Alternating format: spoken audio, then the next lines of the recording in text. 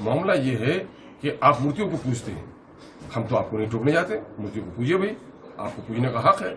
लेकिन हम मूर्ति नहीं पूजते, हम सिर्फ एक ईश्वर को पूजते हैं। वंदना हम सिर्फ एक ईश्वर की करते हैं।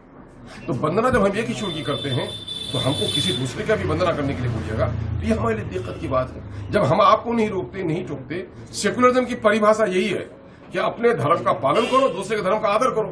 तो भाई मेरा जो आस्था कहता है उसका आदर कीजिए ना, अपने धर्म का पालन कीजिए। मैं आपको रोकूं तब ना कोई लड़ाई होगी भाई।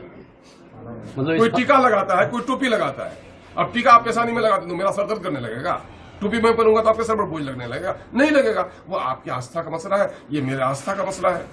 अरे हमारे टीका टोपी, गांधी जी कितने थे, बार बार उपवास करते थे, धार्मिक लोग थे। और मौलाना आजाद हमारे कुरान के बहुत बड़े मुफस्सिर थे, बहुत बड़े स्कॉलर थे इस्लामिक, दोनों ने मिलकर देश को आजाद किया यार। वो पंडित और मुल्ला में कोई लड़ाई नहीं हुई, और ये पोंगा पंडित और नहाल मुल्ला में पूरी रातों दिन लड़ाई हो रही है। तो ये अच्छा नहीं। मतलब सरकार के फरमान को नहीं मानेगा। अरे सरकार का फरमान, सरकार के गलत फरमान को, सरकार के असंवैधानिक फरमान को, सरकार को भी संविधान का पालन करना चाहिए।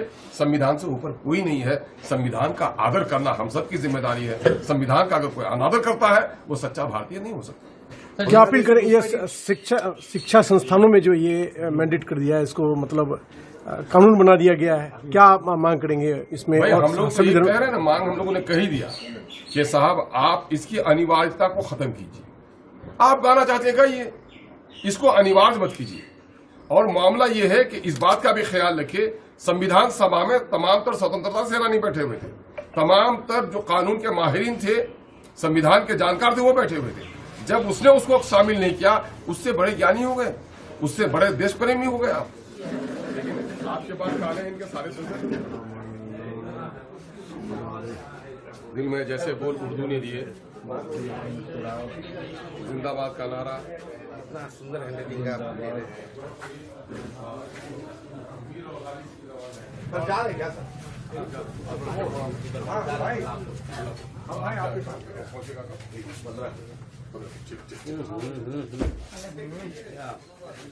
शाम में आइएगा।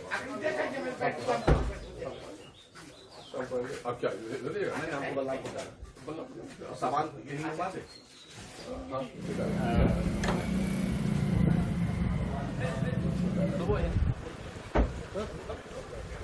हाँ